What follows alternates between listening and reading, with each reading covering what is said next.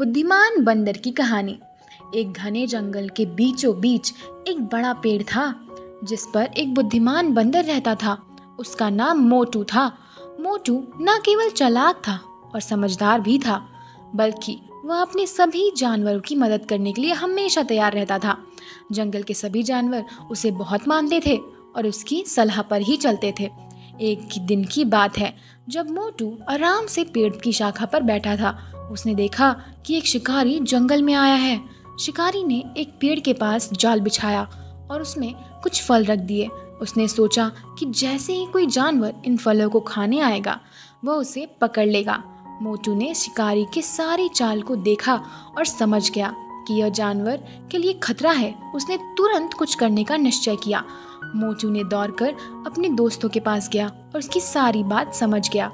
उसने कहा, दोस्तों, हमें इस शिकारी को चालाकी का नाकाम करना होगा। हमारे जंगल के सभी जानवर को पकड़ने के लिए यह जाल बिछा रहा है। हमें उसे रोकना होगा। सभी जानवर मोटू की बात सुनकर चिंतित हो गए।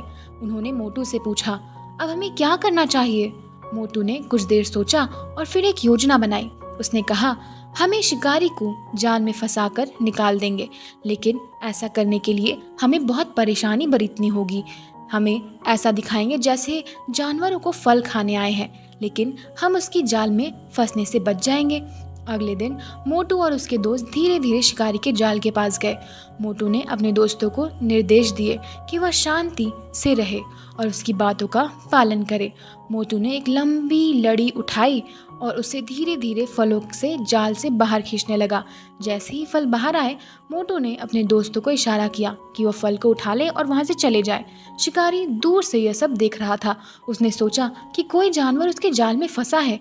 वह जल्दी से जाल की ओर दौड़ा और वहां पहुंचा तो उसने देखा कि जाल खाली था और सब गायब हो गए थे। शिकारी ने कुछ समझ नहीं आया, यह सब कैसे हुआ। वह निराश होकर वापस लौट गया। इस घटना के बाद मोटू ने जंगल के सभी जानवर के लिए आदरणीय हो गया। सभी उसकी बुद्धिमानी की तारीफ करते थे।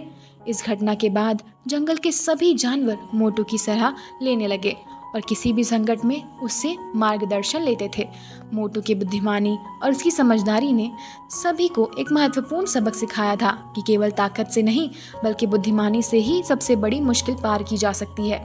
इस कहानी से हमें यह सीख मिलती है बच्चों कि हमें कठिनाइयों में घबराना के बजाय अपनी बुद्धि का उपयोग करना चाहिए। मुश्किलों का हल हमेशा समझदारी और धैर्य से ही निकला जा सकता है। तो बच्चों, यह थी आज की स्टोरी। मिलते हैं अगले वीडियो में। देखने के लिए धन्यवाद।